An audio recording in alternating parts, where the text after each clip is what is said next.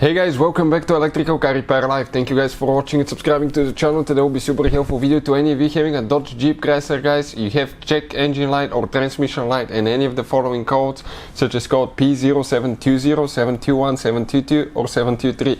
You may experience problems with the transmission, not shifting correctly, shifting hard or stuck in gear. So with this we'll explain what causes that and common mistakes people make when replacing that part. Now it's not very complicated and we'll teach you what you need to do. Before we start, let me tell you a little bit about us. Every single car we get at the garage, we try to make at least 200 to 300 free repair videos. Why we do that? Simply because our mission in the shop is to save you as much money as we can. All we need guys in return, please subscribe to the channel, like the video, that way we can keep making these absolutely free videos for you. For any of you guys that need to buy any parts tools for a good price and quick shipping, check out the link in the description of the video below. That's where we get all our tools supplies from and you can save yourself quite a bit of money.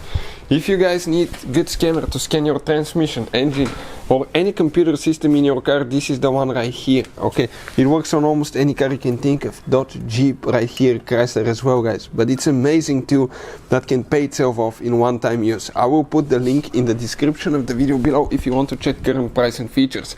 With that being said, let's explain now what can cause any of these codes. We drain the transmission guys. Okay, right here transmission is drained and we remove the oil pan, we remove the valve body, that's what shifts gears. You have solenoids, the electronic solenoids change the oil flow and that will shift the gears through the valve body.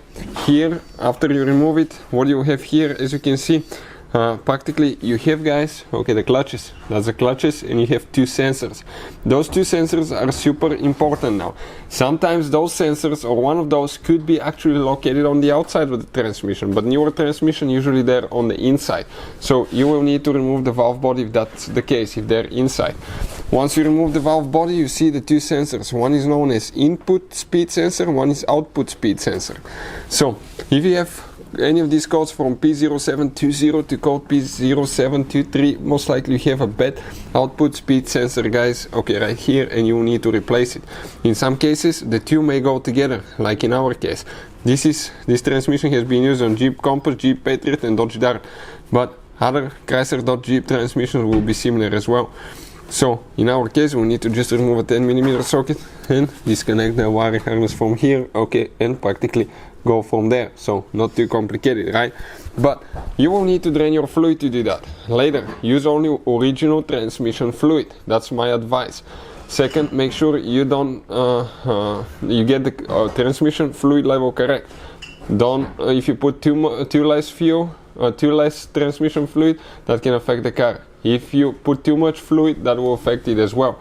So make sure you check the transmission fluid level. Also, you may need to change the transmission fluid up to 3 times, and we have a special video that explains how often to change transmission fluid on Jeep and Dodge vehicles, so check it out, because sometimes you may need to change it up to 3 times to make sure that you change all of the transmission fluid in the transmission. Otherwise you will change probably about 50 to 60% of the fluid the first time.